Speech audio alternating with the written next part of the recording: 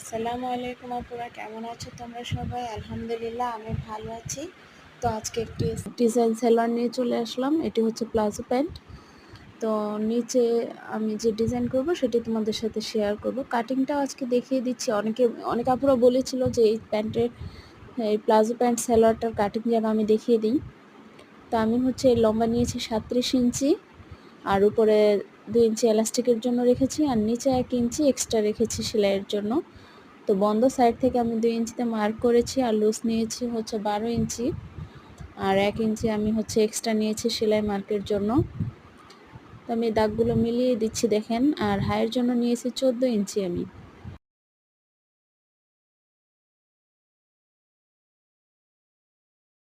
তা আগে নিচটা সমান করে নিচ্ছি।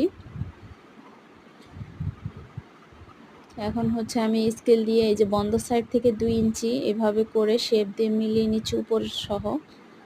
এইটা দিলে হয় কি যে সালোয়ারের ফিটিংটা দেখতে সুন্দর লাগে, টেনে ধরে না, আর সালোয়ারটি দেখতে একটু আলাদা অন্যরকম লাগে। তো প্যান্ট সিস্টেম সালোয়ারগুলো এভাবেই কাটতে হয়। আর এটি নিচে অনেকটা লুজ রেখেছে, আপনারা চাইলে আপনাদের ফিটিংটাও নিতে পারেন। তো আমি হচ্ছে এই সালোয়ারটিতে লেস দিয়ে ডিজাইন করেছি, আর হচ্ছে নিচে জামার এর যে সাথে জামাটা বানিয়েছি সেই জামার টুকরো কাপড় দিয়ে নিচে ডিজাইন করেছি।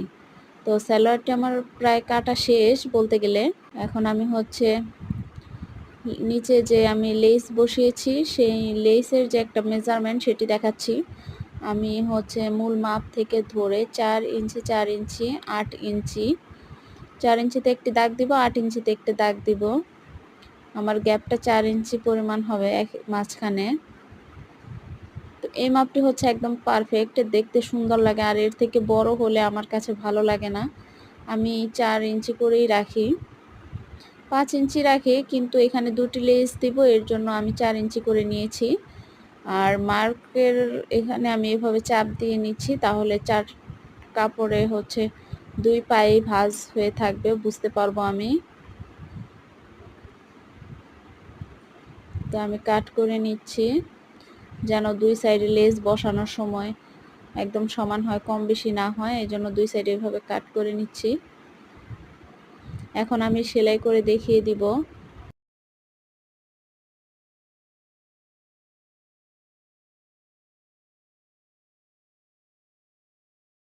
প্রথমে হচ্ছে একটি সেলার পায়ের অংশ নেব, নিয়ে হচ্ছে যেই বন্ধ সাইডে আমি 2 ইঞ্চি পরিমাণ এক্সট্রা রেখে কেটেছিলাম সেই সাইডটাকে আগে এভাবে সেলাই দিয়ে আটকে নিচ্ছি।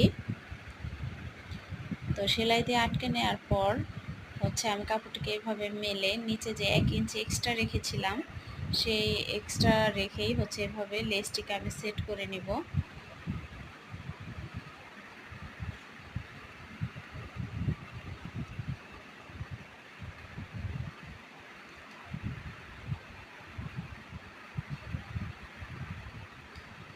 তো লেসটিকে সেট করে নেওয়ার পরে এক্সট্রা কাপড়টিকে এভাবে একটা ভাঁজ দিতে হবে চিকন করে। পুরো কাপড়টা এভাবে চেপে ভাঁজ দিচ্ছি, তাহলে হচ্ছে আমার বারবার নিতে হবে না, চেপে নিতে হবে না। তো চেপে নেওয়ার পরে হচ্ছে আমি এভাবে মুড়িয়ে সেলাই দিব নিচেরটা সহ ধরে, তাহলে একসাথে আমার সেলাইটা হয়ে যাবে।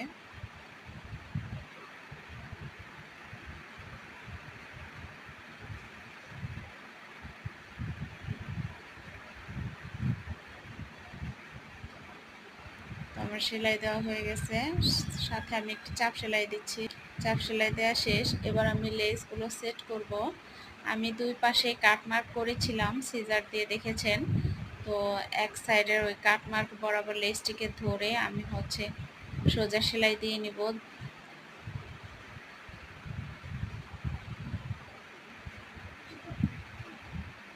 এই কাট মার্ক থেকে অপর সাইডের কাট মার্কের সেলাইটি আমি দিব।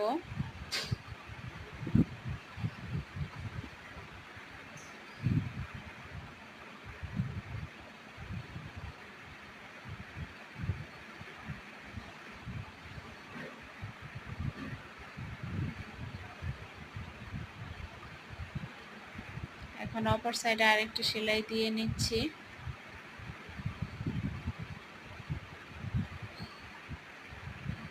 সেলাই দুটো আমার দেয়া হয়ে গেছে। এখন হচ্ছে উল্টো সাইডে আমি এই লেসের নিচে যে ফেব্রিক্সটা আছে, ফেব্রিক্সটার আমি একদম মাঝ বরাবর কেটে নিব। একটু সাবধানে কাটবেন যেন লেসটি কেটে না যায়।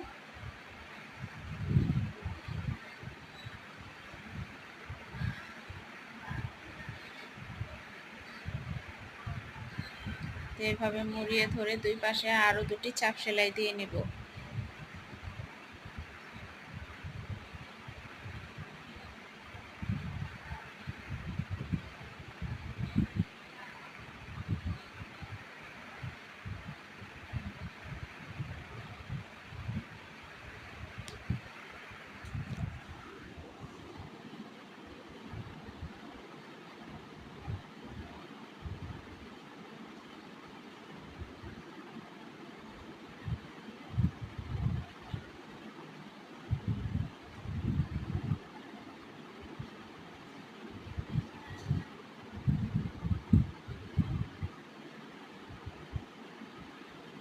তো এভাবেই আমি উপরে আরও 4 ইঞ্চি উপরে যে আরেকটি মার্ক করেছিলাম সেটা তো আমি কাট মার্ক করেছি, আর সেখান থেকে ধরে আমি হচ্ছে আরেকটি লেস বসিয়ে দিব।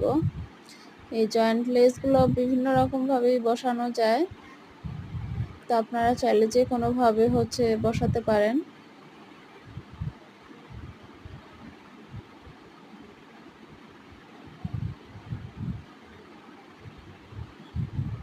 তো আগেরটার মতো একই নিয়মে আমি নিচ দিয়ে কেটেছিলাম, সেই কাটা কাপড়টিকে দুই পাশে এভাবে মুড়িয়ে দিয়ে চাপ সেলাই দিচ্ছি।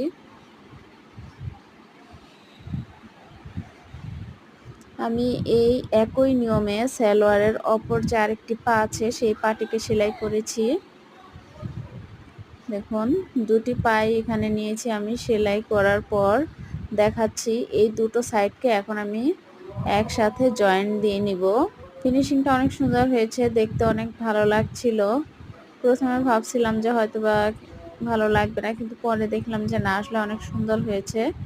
তো আমি এখন সালোয়ার দুটিকে জয়েন্ট দিয়েছি, আর সালোয়ারটি যখন একদম কমপ্লিট হয়ে গেছে তখন হচ্ছে আমি আপনাদেরকে দেখিয়ে দিচ্ছি। দেখুন দেখতে অনেক সুন্দর লাগছিল।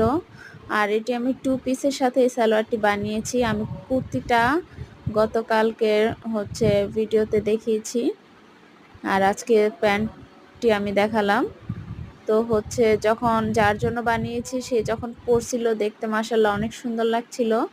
ভিডিওটি এই পর্যন্তই, ভালো থাকবেন সবাই। আসসালামু আলাইকুম।